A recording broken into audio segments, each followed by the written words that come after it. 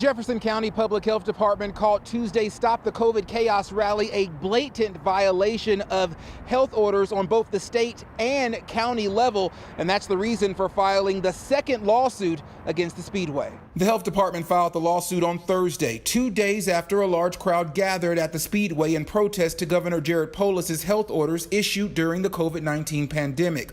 Michelle Malkin, a conservative commentator and co-host of Tuesday's rally, posted a photo claiming there were 5,500 people there.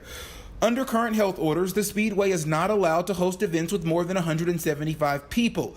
People who attended the rally also chose not to wear a mask. Jefferson County requires masks to be worn, even outdoors, if proper social distancing cannot be maintained.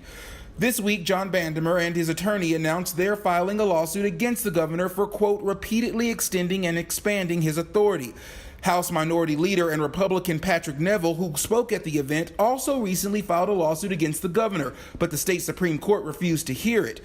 Malkin tweeted in response to the health department's lawsuit, "Bring it on." The health department says it did not preemptively stop the rally on Tuesday because of free speech rights, but after Bandimere Speedway disregarded the health orders, they said they had no choice but to file the lawsuit to protect the citizens of the county.